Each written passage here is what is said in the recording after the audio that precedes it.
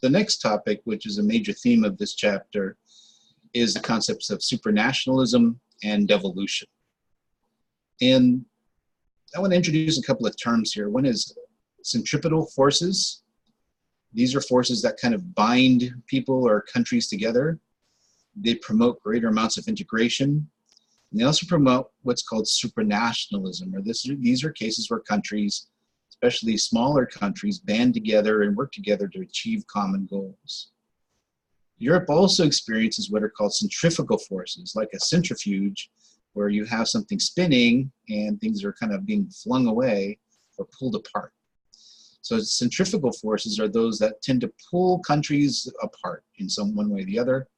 These are forces that also encourage what's called devolution, or pressures for parts of countries to either break away altogether or at least to have greater autonomy or greater amounts of self-rule or rights.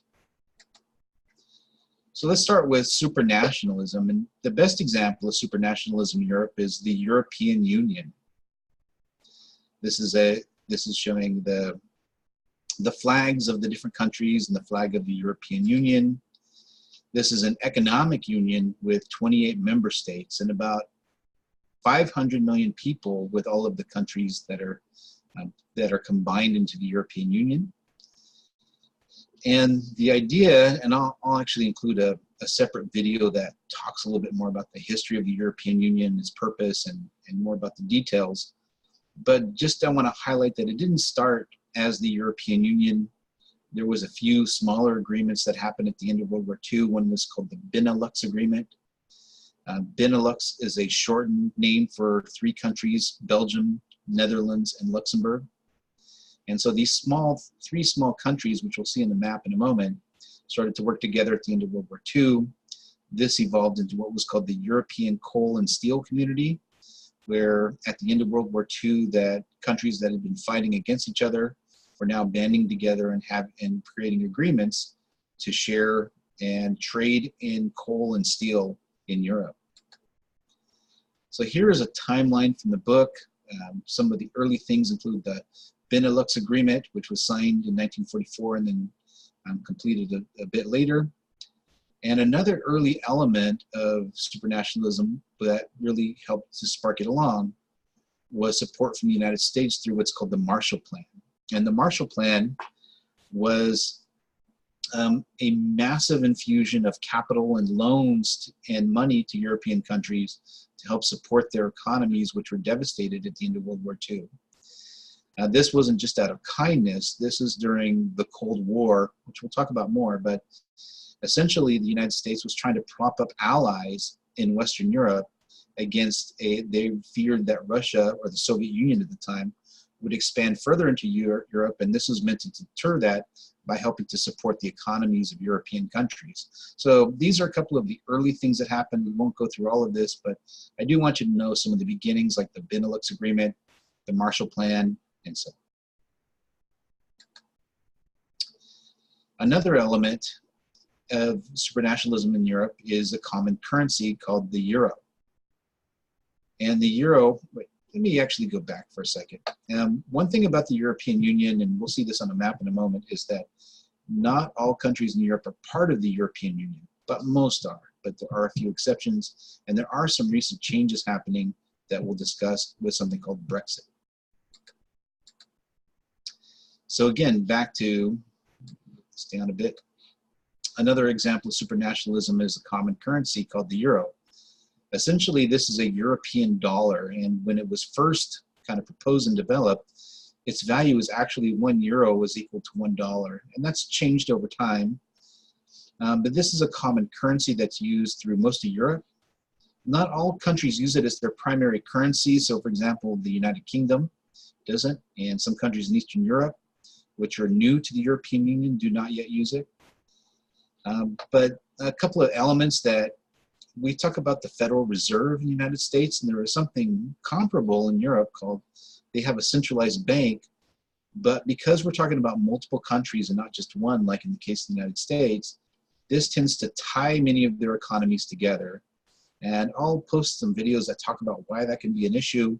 There have been some crises where some countries, their economy have been faltering, and other countries have to come in and sort of bail them out. And that can lead to some difficulties because the countries that bail for example, Greece's economy went bad, Germany had to bail them out, but German citizens don't like their tax money helping out people in Greece. So this is showing unification in Europe, and it's showing a couple of things. Where you see that little funky sign there, these are countries that use the euro. The red color are the original countries that were part of the European Union. It started out with the Central European, kind of right in the middle of the Western European countries, including Italy, Germany, and France. Later, other countries like the United Kingdom, Sweden, and some others joined in. And then some countries don't take part. Norway never did join the European Union, as well as Switzerland. And take note of Switzerland, because Switzerland is just sort of not a team player in Europe. They kind of remain very independent. They're not part of the European Union. They're not part of NATO. They don't use the euro. So Switzerland is sort of one kind of counterexample to this idea of supranationalism. This is a figure from a different book. It kind of shows it in a bit more detail of when these countries joined the European Union. The one thing I want to highlight here is these that were from 2004 to 2007. You had a great increase in the number of Eastern European countries. Now, prior to that, and up until like the early 1990s, these were under the influence of what was called the Soviet Union. And as the Soviet Union collapsed and these became much more independent, many of these countries decided to join into the European Union. We'll be talking a bit more about that next week. For example, Estonia, Latvia, and Lithuania were actually part of the Soviet Union at one time, and now they're part of the European Union. Another example of supranationalism in Europe is the North Atlantic Treaty Organization.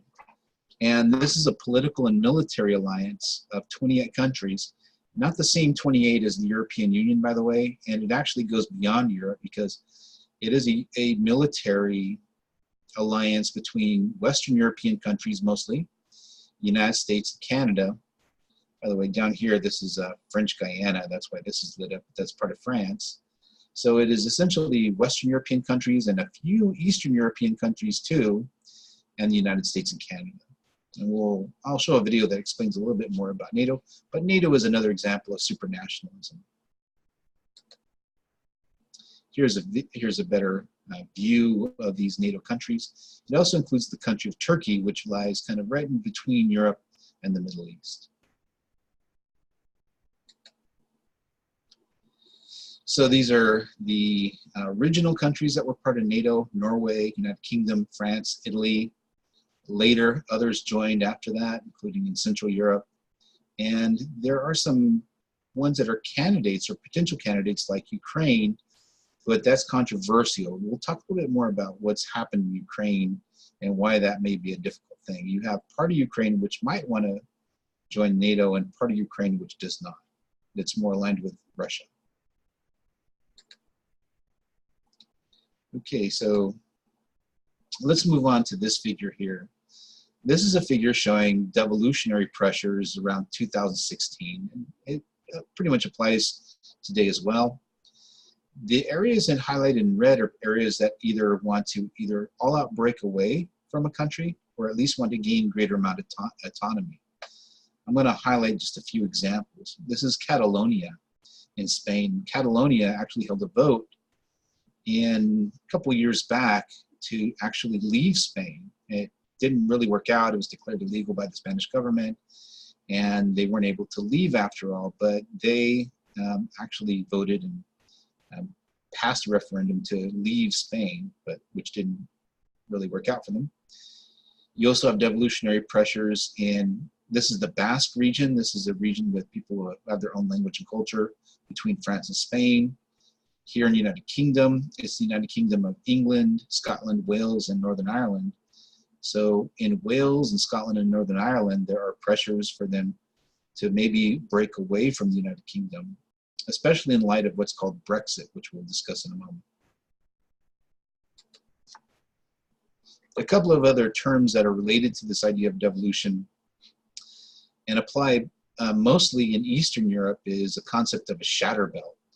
that much of Eastern Europe is what's called the shatter belt. This is a region where you tend to have heavy amounts of devolutionary pressures that break countries into smaller and smaller pieces, like a plate shattering, for example. And that process of breaking into smaller countries also has a name called balkanization. It comes from this part of Europe, which is around Croatia, Slovenia, and some others, that is known as the Balkans. This used to be a country called Yugoslavia, but Yugoslavia is kind of a shatter belt, and it's been balkanized into a number of smaller countries over time.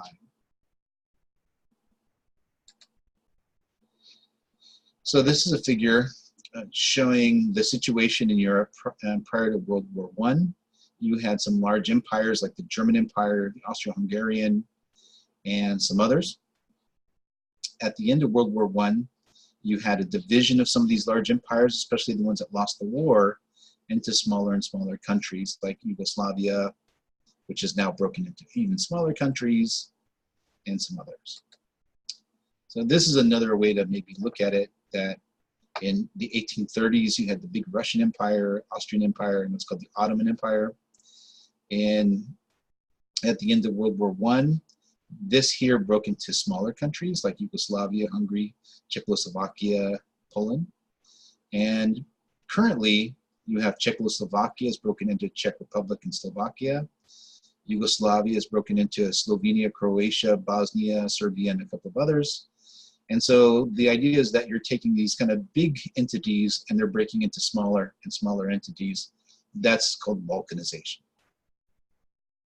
And because of that, we call this region of Eastern Europe a shatter belt, because it tends to go from bigger entities to smaller entities. And I'll show a video that'll be posted along with these lectures about Brexit. And Brexit is essentially an effort by the United Kingdom. They had a vote to leave the European Union, and this is a unprecedented event. No country has ever done that or decided to leave the European Union, and it's been a very rough process. It was a very close vote, and it's very controversial, and it's been a difficult thing for them to actually leave the European Union. And I won't tease around with the question, but this is a good example of devolutionary forces in Europe, that you have the European Union, and then one of its members deciding to, spin away from the European Union and break off. So that itself is an example of devolutionary forces.